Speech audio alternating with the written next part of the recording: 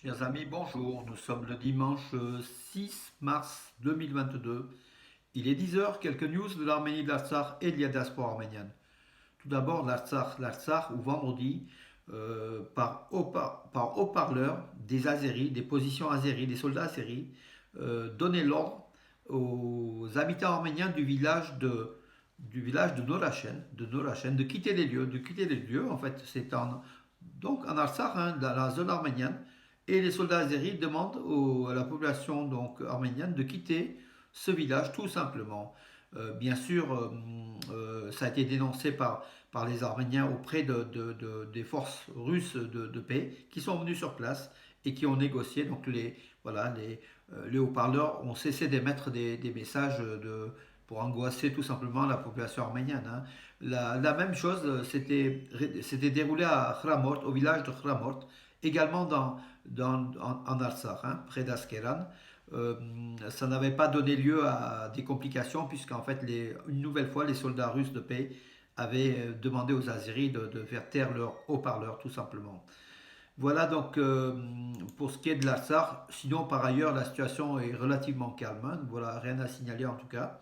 Euh, donc la situation des Arméniens d'Ukraine, bien sûr, donc sous la menace de la Russie, hein, ces Arméniens d'Ukraine sont très nombreux et notamment à Kharkov, ils ont trouvé refuge comme beaucoup d'autres, hein, donc dans les stations de métro, ils attendent que, comment dirais-je, que la guerre se termine.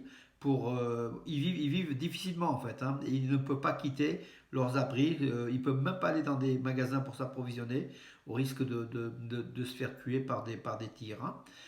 Voilà, ils sont bloqués, tout simplement bloqués. C'est ce que rapporte un- Hamlet Hovhanessian, qui est l'assistant du consul honoraire de la République d'Arménie à Kharkov, où il y avait une forte communauté arménienne avant le déclenchement des hostilités, hein. Voilà, et on espère que tout puisse bien se passer pour la communauté arménienne d'Ukraine, comme d'ailleurs le peuple ukrainien, hein, qu'on voit à la télé. On a comment dirais-je, on a beaucoup comment dirais-je, de solidarité envers ce peuple qui n'est pour rien. C'est peut-être les dirigeants qui sont corrompus tout simplement, hein, et le peuple paye peut-être pour ses dirigeants. Ceci dit, on peut ne pas être d'accord, mais moi j'estime aussi que les dirigeants envoient un peu la population à la mort.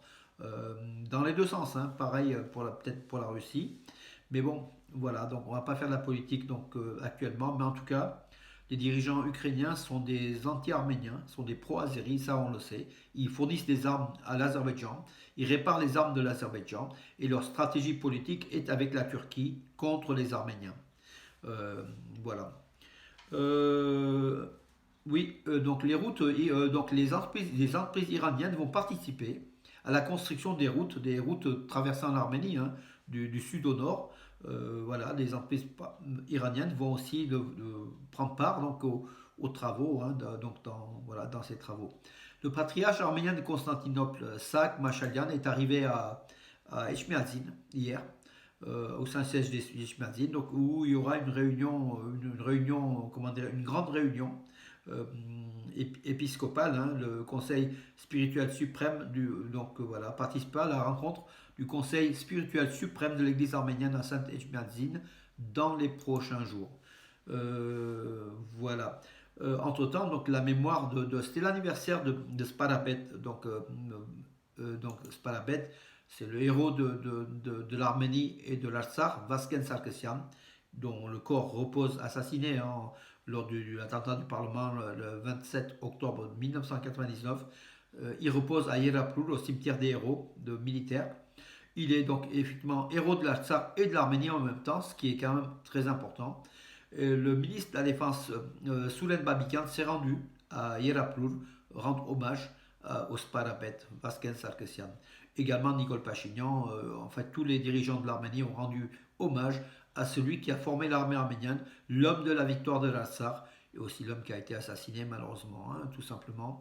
C'est dans une Arménie, comment dirais-je, c'était l'une des épisodes les plus sanglantes et les plus tragiques de l'histoire de l'Arménie, ce 27 octobre 1999, avec l'attentat du Parlement arménien, plein d'attentats du Parlement, dont furent victimes notamment, donc Spalabet, Vasken Sarkisian, et puis Garen Demircan, hein, le constructeur de l'Arménie, le constructeur du métro, beaucoup de choses, à ce premier secrétaire du Parti communiste d'Arménie, mais en même temps qui était au Politburo à Moscou, un homme très influent qui a fait beaucoup pour l'Arménie, il faut quand même aujourd'hui le reconnaître.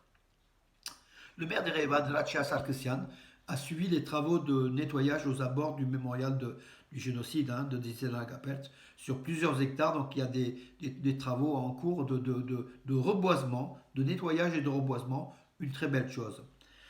Voilà mes amis, écoutez, j'en ai terminé, oui, football, pour la première fois, enfin c'est pratiquement la première fois, notre héros national Eric Mkhitaryan qui avait affirmé ne plus vouloir participer aux rencontres de la sélection nationale d'Arménie, 33 ans. C'est le plus grand footballeur arménien de tous les temps, hein, qui a eu aussi le plus grand buteur au sein de la sélection nationale d'Arménie. Eric Mkhitaryan, lors d'un match du championnat d'Italie hier soir, contre Atalanta, donc Rome contre Atalanta.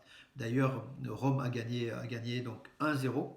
À la dernière minute, il a reçu un autre carton jaune, donc carton rouge. Il a été expulsé, donc Henrik Mkhitaryan, pour une petite faute de main. Donc voilà, c'est la première fois qu'on voit Heno se faire expulser, avoir un carton rouge lors d'un match. Hein. En général, il n'y a jamais même de carton jaune. Quelquefois, ça lui arrive maintenant de plus en plus. Mais là, c'est le carton rouge. Voilà, c'est l'anecdote, hein, tout simplement. Heno comment dirais-je, a été hier un peu compliqué. Voilà, tout simplement, il a été exclu du match à la dernière minute.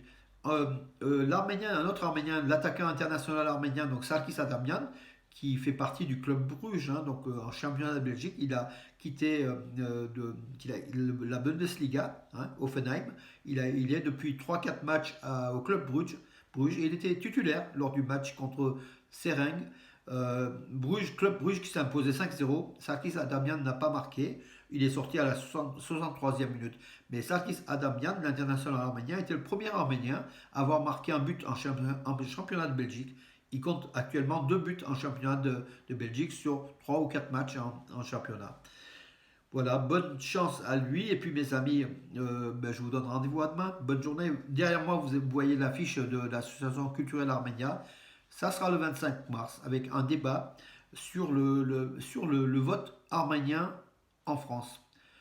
Mythe ou réalité? La question qu'on posera, que beaucoup répondront, hein, on verra.